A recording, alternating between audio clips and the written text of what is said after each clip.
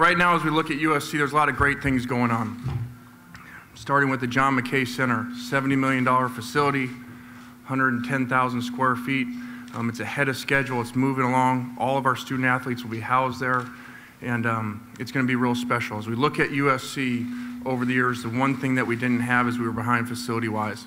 And so this allows us to catch up with other people and hopefully even move past the majority of them.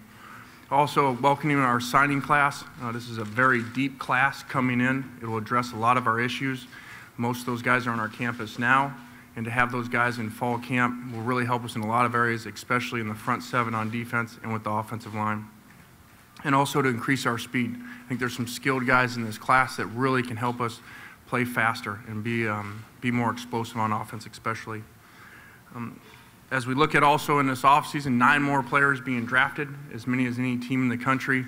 I think that speaks volumes for USC. You know, you continue to get the questions about player motivation and not being able to play in a bowl game, but the majority of our guys that come to SC come to get their degree from USC and come to play in the NFL, and so to have 9 more guys drafted, that now makes USC to have the most draft picks in the history of college football, I think speaks volumes, and we look to continue that.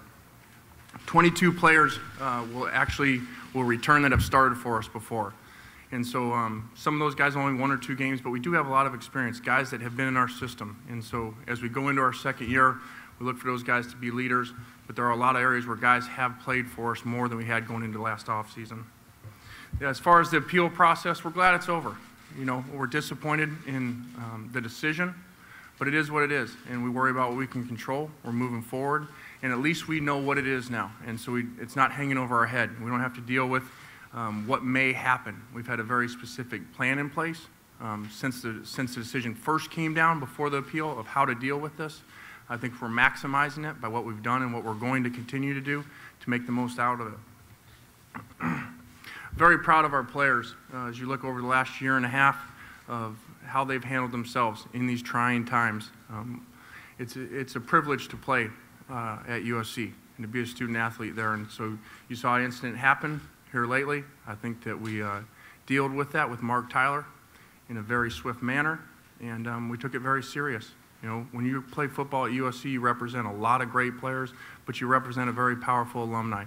And so after watching what Mark did, none of us felt good about it. Decision that Pat Hayden and I made together. We're on the same page, and Mark has to get right. So until Mark gets right, he won't be back with our program. And so 1-game suspension is one thing, but to go on top of the 1-game suspension and to not let him train with our guys, you know, will set him back. And so hopefully he'll get right.